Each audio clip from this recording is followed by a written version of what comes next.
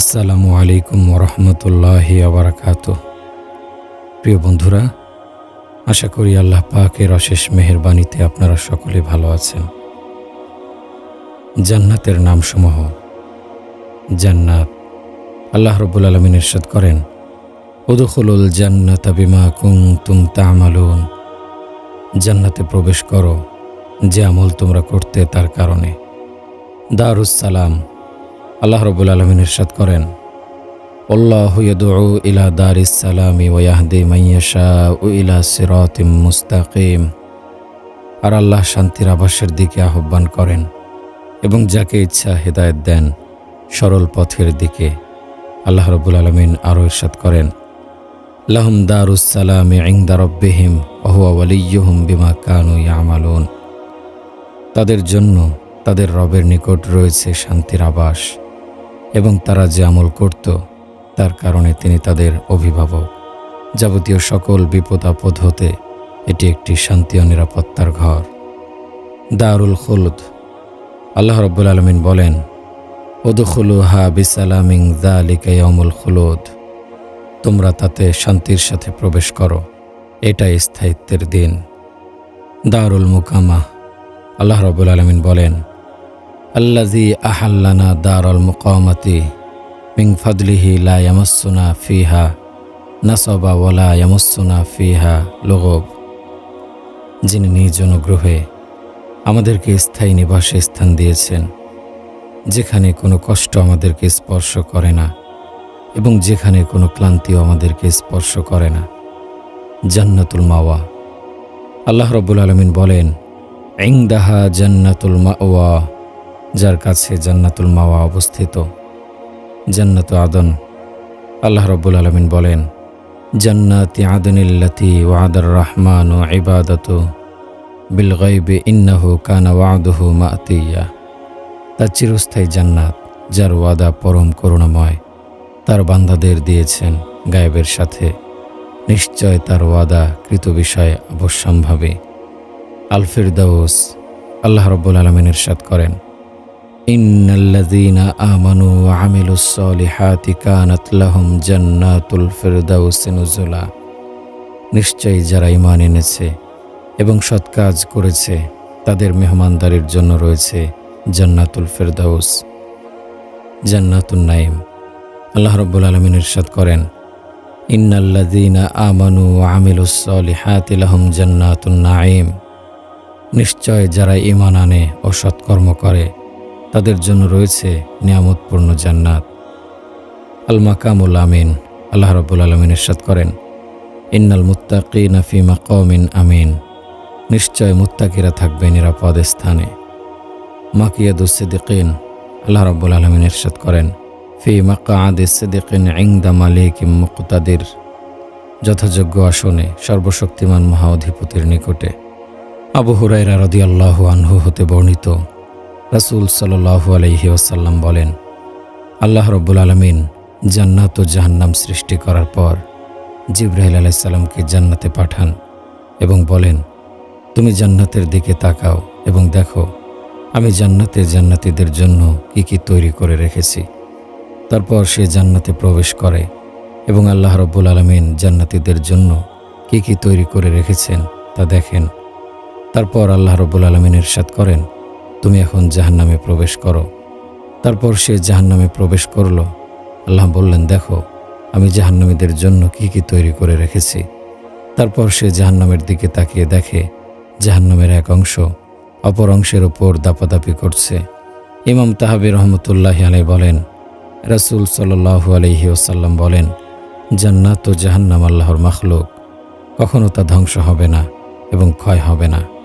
কারণ আল্লাহ মাখলুককে সৃষ্টির পূর্বে জান্নাত ও জাহান্নাম সৃষ্টি করেন, আর জান্নাত ও জাহান্নাম উভয়টির জন্য তিনি মাখলুক হতে অধিবাসী সৃষ্টি করেন।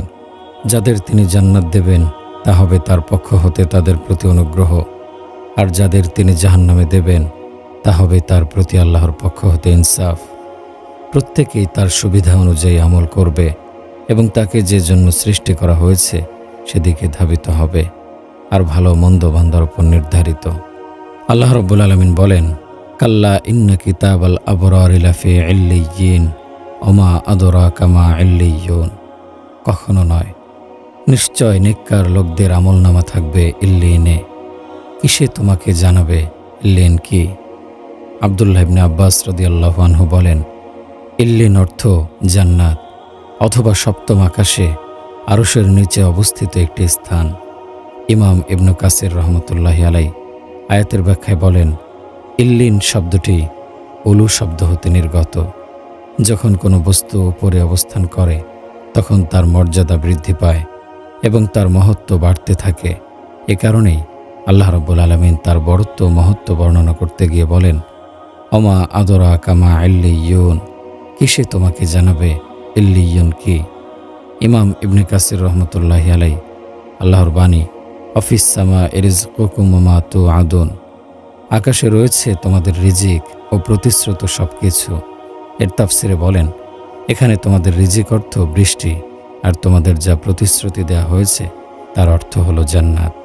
আল্লাহ তাআলা ইরশাদ করেন, ওয়ায়াতুফু আলাইহিম মুলদানুম মুখাল্লাদুন ইযা রাআইতা সাম্মা রাআইতা নাঈমা ওয়া মুলকান কাবীরা। জান্নাতীদের আশেপাশে এমন কিশোরের দল চক্কর খেতে থাকবে যারা চিরকালই কিশোর থাকবে। যখন তুমি তাদেরকে দেখবে তখন মনে হবে তারা কিছু বিক্ষিপ্ত মতি। শুধু তাই নয়, আরও দেখতে পাবে সর্বপ্রকারের নিয়ামতরাজি এবং বিশাল এক রাজত্ব। আল্লাহ তাআলা অন্যত্র ইরশাদ করেন, ওয়ায়াতুফু আলাইহিম গিলমানুল লাহুম কাআন্নাহুম লুউলুউম মাকনুন। জান্নাতীদের নিকট ফলফলাদি নিয়ে এমন কিশোররা দৌড়ে আসবে যাদেরকে দেখতে মনে হবে তারা সংরক্ষিত মতিমুক্তা। আল্লাহ তাআলা আরও বলেন, ইয়াতুফু আলাইহিম ওয়ালদানুম মুখাল্লাদুন বিআকওয়াবিন ওয়া আবারিক ওয়া কাসিম মিন মাইন। জান্নাতীদের নিকট এমন বালকরা পায়চারি করতে থাকবে যারা চিরকাল বালক থাকবে। পানপাত্র ও কুজা ও খাঁটি সুরাপূর্ণ পেয়ালা হাতে থাকবে। হযরত আনাস ইবনে মালিক রাদিয়াল্লাহু আনহু বলেন, নবী করিম সাল্লাল্লাহু আলাইহি ওয়াসাল্লাম ইরশাদ করেছেন, সকল জান্নাতীদের মধ্য হতে সর্বনিম্ন স্তরের জান্নাতীর সেবায় 10,000 খাদেম নিযুক্ত থাকবে। হযরত আবু সাঈদ খুদরি রাদিয়াল্লাহু আনহু বলেন, রাসূলুল্লাহ সাল্লাল্লাহু আলাইহি সাল্লাম ইরশাদ করেছেন, জান্নাতীদের মধ্য হতে সর্বনিম্ন স্তরের জান্নাতি ওই ব্যক্তি যার খেদমতে 80,000 খাদেম নিযুক্ত থাকবে। তার জন্য একটি মতিমুক্তা ইয়াকুত ও জবরজদের কোব্বা নির্মিত থাকবে। কোব্বাটির দৈর্ঘ্য হবে জাবিয়া হতে সানা পর্যন্ত। জাবিয়া হল শাম দেশের দামেস্ক নগরীর পার্শ্ববর্তী একটি শহরের নাম, আর সানা হল ইয়ামানের রাজধানীর নাম। আব্দুর রহমান আল হানাফি রহমতুল্লাহি আলাইহি বলেন, মুমিনগণ যখন জান্নাতে প্রবেশ করবে তখন 70,000 খাদেম তাকে স্বাগত জানাবে, যারা হবে ঝলমলে জহরত সাদৃশ্য। হযরত আবু হুরায়রা রাদিয়াল্লাহু আনহু বলেন, জান্নাতের সর্বনিম্ন স্তরের জান্নাতি হবে ওই ব্যক্তি যার সামনে প্রত্যহ 15,000 খাদেম আসা যাওয়া করবে। প্রত্যেকের হাতেই উৎকৃষ্ট মানের নতুন নতুন বস্তু থাকবে যা অন্য কারো হাতে থাকবে না। হযরত আবু আব্দুর রহমান আল মুআফিরি রহমতুল্লাহি আলাইহি বলেন, জান্নাতীদের জন্যে জান্নাতে গোলামদেরকে দুটি সারিতে বিভক্ত করা হবে। সারির এক প্রান্তে দাঁড়ালে তার শেষ প্রান্ত নজরে পড়বে না। জান্নাতি যখন তাদের পাশ দিয়ে অতিক্রম করবে তখন তারা জান্নাতের পেছনে পেছনে চলতে থাকবে। হযরত ইবনে ওমর রাদিয়াল্লাহু আনহু বলেন, সর্বনিম্ন স্তরের জান্নাতি হবে ওই ব্যক্তি যার খেদমতের জন্যে 10,000 খাদেম নিযুক্ত থাকবে। প্রত্যেক খাদেম এমন খেদমত করতে থাকবে অন্যজন যেমনটি করেনি। আল্লাহ তাআলা ইরশাদ ফরমান, ওয়া ইনদাহুম কাসিরাতুত তরফি আতরাব, তাদের কাছে থাকবে আনত নয়না সমবয়স্কা রমণীগণ। এই আয়াতের তাফসিরে হযরত মুফতি মুহাম্মদ শফি রহমতুল্লাহি আলাইহি লেখেন, এখানে জান্নাতের হুরদেরকে উদ্দেশ্য করা হয়েছে। তারা সমান সমান হবে। সমান সমান হওয়ার অর্থ হল জান্নাতি কিশোরীরা সকলেই সমবয়সের হবে। আবার এটা অর্থ হতে পারে তাদের বয়স জান্নাতীদের সাথে সামঞ্জস্যপূর্ণ হবে। প্রথমোক্ত অর্থ গ্রহণ করলে বোঝা যাবে যাদের মাঝে প্রেম ভালোবাসা ও সম্প্রীতি থাকবে। বয়সের তারতম্যের কারণে তাদের মাঝে দ্বন্দ্ব কলহ থাকবে না, যেমন সতীনদের মাঝে হয়ে থাকে। আর শেষোক্ত অর্থ গ্রহণ করলে বোঝা যাবে সামঞ্জস্যপূর্ণ বয়স হওয়ার কারণে তাদের স্বভাব ভাবমূর্তি ও রুচি অভিরুচিতে সামঞ্জস্য বিরাজ করবে। ফলে একে অপরের মন মানসিকতার প্রতি লক্ষ্য রেখে জীবন অতিবাহিত করতে পারবে। এখান থেকে বিষয়টি বোধগম্য হয় যে স্বামী স্ত্রীর মাঝে বয়সগত সামঞ্জস্যতা অপরিহার্য একটি বিষয়, কারণ এর মাধ্যমেই উভয়ের মাঝে প্রেম, প্রীতি ও ভালোবাসা জন্মে। আর এর ভিত্তিতেই বৈবাহিক দাম্পত্য জীবন আনন্দময় ও সুখময় হয়ে থাকে। হযরত ইবনে আব্বাস রাদিয়াল্লাহু আনহু সহকারে অন্যান্য তাফসির বেত্তাগণ বলেছেন, জান্নাতি হুরেরা সকলে একই বয়সী হবে, অর্থাৎ সকলেই 33 বছর বয়সী হবে। অনুরূপভাবে যেসব নারীরা দুনিয়া হতে যাবে তাদের বয়সও 33 বছর হবে। হযরত হাসান বসরি রহমতুল্লাহি আলাইহি বর্ণনা করেন, জৈনক বৃদ্ধা নারী একদা হুজুর পাক সাল্লাল্লাহু আলাইহি ওয়াসাল্লামের খেদমতে হাজির হয়ে আরজ করল, ইয়া রাসূলুল্লাহ, আল্লাহ তাআলার নিকট দোয়া করুন যাতে তিনি আমাকে জান্নাতে প্রবেশ করিয়ে দেন। হুজুর সাল্লাল্লাহু আলাইহি ওয়াসাল্লাম বললেন, হে অমুকের মা, কোনো বৃদ্ধা জান্নাতে প্রবেশ করতে পারবে না। হযরত হাসান বসরি রহমতুল্লাহি আলাইহি বলেন, এ উত্তর শুনে বৃদ্ধা মুখ ফিরিয়ে কেঁদে কেঁদে চলে যেতে লাগলেন। তখন হুজুর সাল্লাল্লাহু আলাইহি ওয়াসাল্লাম বললেন, তাকে বলে দাও, বৃদ্ধ থাকা অবস্থায় কেউ জান্নাতে প্রবেশ করতে পারবে না। হ্যাঁ, এক্ষেত্রে আল্লাহ তাআলা ইরশাদ করেন, আমি তাদেরকে অন্য বিশেষ পন্থায় সৃষ্টি করে জান্নাতে প্রবেশ করাবো। অর্থাৎ আল্লাহ তাআলা বৃদ্ধদেরকে জান্নাতে প্রবেশ করানোর পূর্বে তাদেরকে কুমারী ও যুবতী বানিয়ে দেবেন। হযরত আবু উমামা রাদিয়াল্লাহু আনহু বলেন, রাসূল পাক সাল্লাল্লাহু আলাইহি ওয়াসাল্লাম ইরশাদ ফরমান, নামাজি যখন সালাম ফেরায় অতঃপর কথা না বলে যে হে আল্লাহ, আমাকে জাহান্নাম হতে আশ্রয় দাও, আমাকে জান্নাতে প্রবেশ করাও, আমাকে হুরিয়েনের সাথে বিয়ে করিয়ে দাও, তখন জাহান্নাম বলতে থাকে, আফসোস, লোকটি কি এত অক্ষম হয়ে গেল যে সে আল্লাহর নিকট জাহান্নাম হতে আশ্রয় চাইল না। জান্নাত বলতে থাকে, আফসোস, লোকটি কি এতই অপারগ হয়ে গেল যে সে আল্লাহ তাআলার নিকট জান্নাত প্রত্যাশা করল না।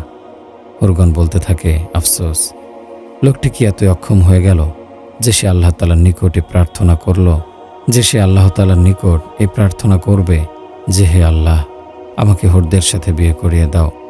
হযরত আবু উমামা রাদিয়াল্লাহু আনহু হতে বর্ণিত, রাসূলুল্লাহ সাল্লাল্লাহু আলাইহি ওয়াসাল্লামের সাথে ফরমান, মুসলমান যখন দাঁড়ায় তখন তার জন্য জান্নাত খুলে দেয়া হয়, তার মাঝে এবং প্রভুর মধ্যকার পর্দা উঠিয়ে দেয়া হয়।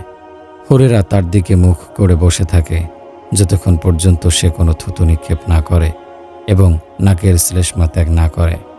হযরত ইকরিমা রাদিয়াল্লাহু আনহু হতে বর্ণিত, রাসূল করিম সাল্লাল্লাহু আলাইহি ওয়াসাল্লাম ইরশাদ করেন, হুরিন সংখ্যায় তোমাদের চেয়ে অনেক বেশি। তারা আপন আপন স্বামীদের জন্য দোয়া করতে থাকে যে হে আল্লাহ, আমার স্বামীকে ধর্মীয় কর্মকাণ্ডে সহায়তা করো, তার অন্তরকে তোমার আনুগত্যের দিকে ধাবমান করে দাও। ইয়া আরহামার রাহিমিন, নিজের বিশেষ নৈকট্যের মাধ্যমে তাকে আমাদের পর্যন্ত পৌঁছিয়ে দাও।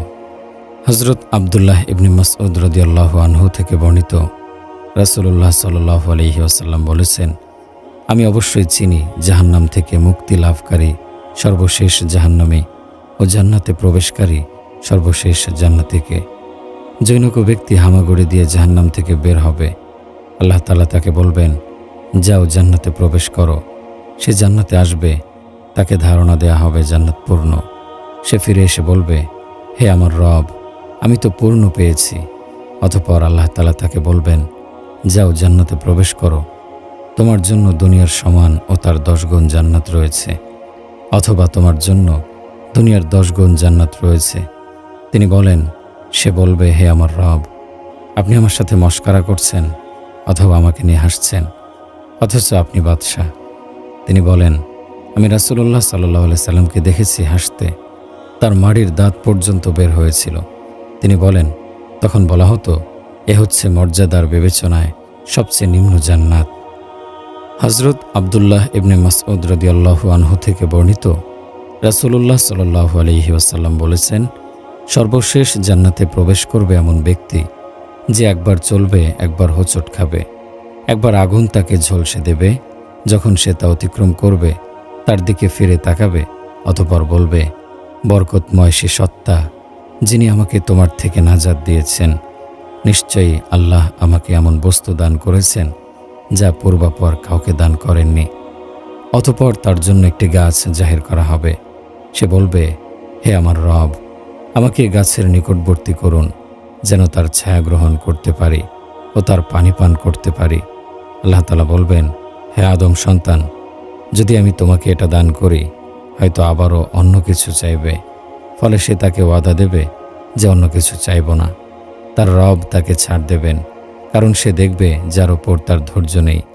অতঃপর তাকে তার নিকটবর্তী করবেন, সে তার ছায়া গ্রহণ করবে ও তার পানি পান করবে।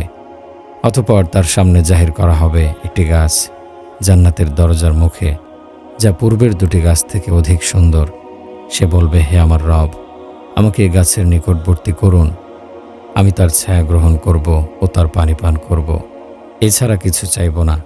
তিনি বলেন, হে বনি আদম, তুমি কি আমাকে ওয়াদা দাওনি অন্য কিছু চাইবে না? সে বলবে, অবশ্যই হে আমার রব, এটাই, আর কিছু চাইব না। তার রব তাকে ছাড় দেবেন, কারণ সে দেখবে যার ওপর তার ধৈর্য নেই। অতঃপর তিনি তাকে তার নিকটবর্তী করবেন। যখন তার নিকটবর্তী করা হবে, সে জান্নাতীদের আওয়াজ শুনবে। সে বলবে, হে আমার রব, আমাকে তাতে প্রবেশ করান। তিনি বলবেন, হে বনি আদম, কিসে তোমার থেকে আমাকে নিষ্কৃতি দেবে? তুমি কি সন্তুষ্ট যে আমি তোমাকে দুনিয়া ও তার সাথে তার সমান দান করি? সে বলবে, হে আমার রব, আপনি কি আমার সাথে ঠাট্টা করছেন? অথচ আপনি দোজাহানের রব। ইবনে মাসউদ হেসে দিলেন। তিনি বললেন, তোমরা আমাকে জিজ্ঞাসা করছো না আমি কেন হাসছি? তারা বলল, কেন হাসছেন? তিনি বললেন, রাসূলুল্লাহ সাল্লাল্লাহু আলাইহি সাল্লাম এরূপ হেসেছেন। তারা সাহাবীরা বলল, আল্লাহর রাসূল কেন হেসেছেন? তিনি বললেন, আল্লাহর হাসিতে যখন সে বলল, আপনি আমার সাথে ঠাট্টা করছেন, অথচ আপনি দোজাহানের রব। তিনি বললেন, আমি তোমার সাথে ঠাট্টা করছি না, তবে আমি যা চাই তাই করতে পারি। হযরত আবু হুরায়রা রাদিয়াল্লাহু আনহু থেকে বর্ণিত, লোকেরা বলল, হে আল্লাহর রাসূল, কিয়ামতের দিন আমরা কি আমাদের রবকে দেখব? রাসূলুল্লাহ সাল্লাল্লাহু আলাইহি সাল্লাম বললেন, 14 তারিখের রাতে চাঁদ দেখায় তোমরা কি সন্দেহ বা মতবিরোধ করো? তারা বলল, না হে আল্লাহর রাসূল।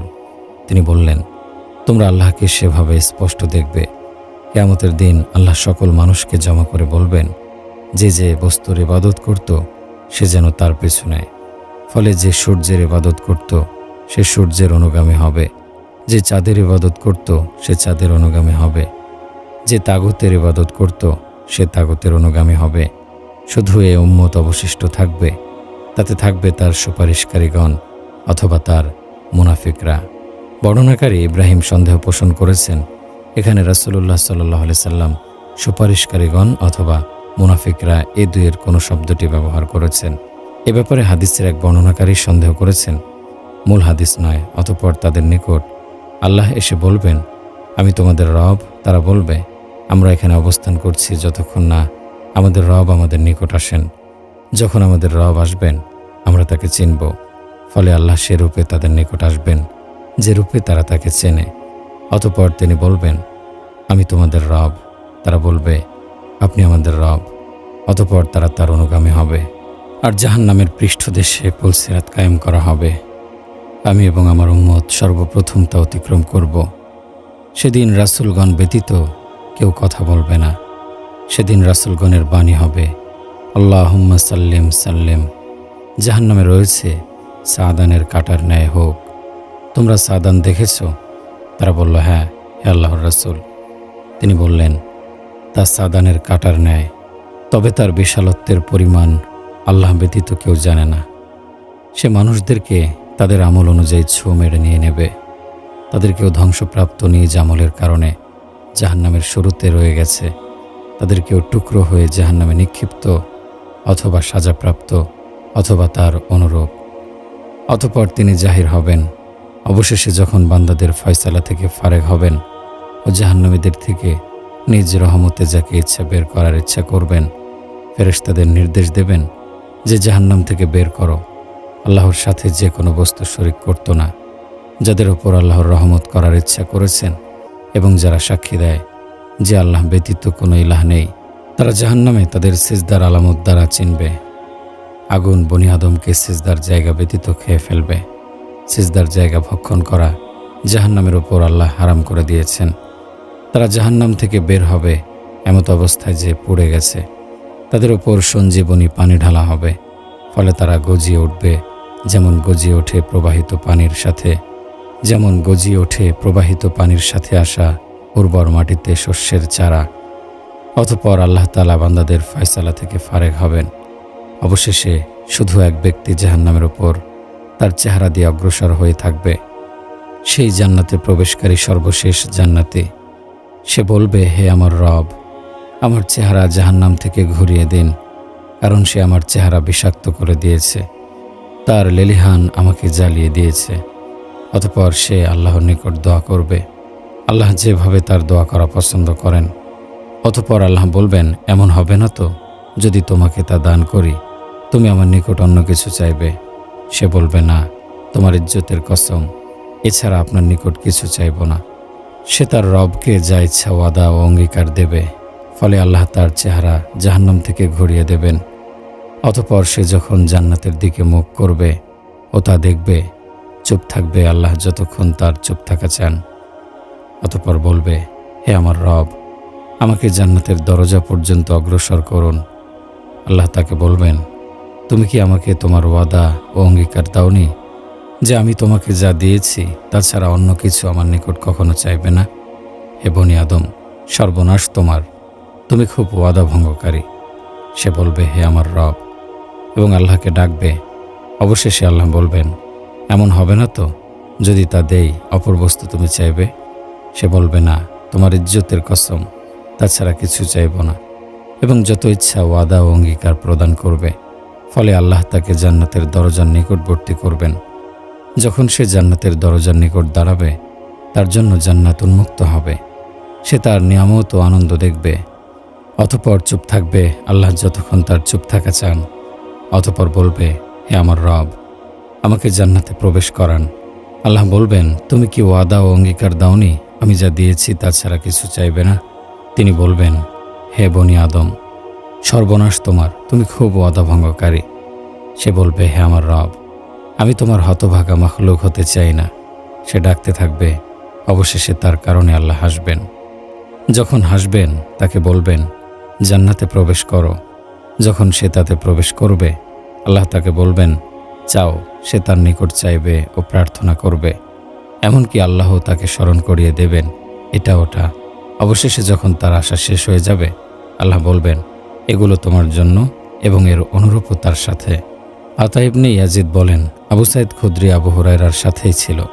আবু হুরায়রার কোনো হাদিসের অংশ তিনি প্রত্যাখ্যান করেননি।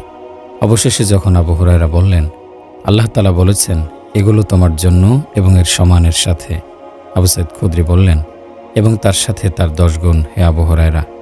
আবু হুরায়রা বললেন, আমার শুধু মনে আছে এগুলো এবং এর সাথে তার অনুরূপ। আবু সাঈদ বললেন, আমি সাক্ষী দিচ্ছি রাসূলুল্লাহ সাল্লাল্লাহু আলাইহি সাল্লাম থেকে তার বাণী, এগুলো তোমার জন্য এবং তার সাথে সমান 10 গুণ। খুব ভালো করে স্মরণ রেখেছি। আবু হুরায়রা বললেন, এ ব্যক্তি জান্নাতে প্রবেশকারী সর্বশেষ জান্নাতি। হযরত আবু যর রাদিয়াল্লাহু আনহু থেকে বর্ণিত, তিনি বলেন, রাসূলুল্লাহ সাল্লাল্লাহু আলাইহি সাল্লাম বলেছেন, আমি অবশ্যই চিনি জাহান্নাম থেকে নাজাতপ্রাপ্ত সর্বশেষ জাহান্নামী ও জান্নাতে প্রবেশকারী সর্বশেষ জান্নাতীকে। এক ব্যক্তিকে নিয়ে আসা হবে। অতঃপর আল্লাহ বলবেন, তার ছোট পাপ সম্পর্কে জিজ্ঞাসা করো, বড় পাপগুলো গোপন রাখো। অতঃপর তাকে বলা হবে, তুমি অমুক অমুক পাপ অমুক অমুক দিন করেছ, অমুক অমুক পাপ অমুক অমুক দিন করেছ। তিনি বললেন, অতঃপর তাকে বলা হবে, তোমার জন্য প্রত্যেক পাপের পরিবর্তে একটি করে নেকি। তিনি বলেন, অতঃপর সে বলবে, হে আমার রব, আমি অনেক কিছু করেছি, এখানে তা দেখছি না। তিনি বলেন, আমি রাসূলুল্লাহ সাল্লাল্লাহু আলাইহি সাল্লামকে দেখেছি হাসতে, এমনকি তার মারের দাঁত পর্যন্ত বের হয়েছিল।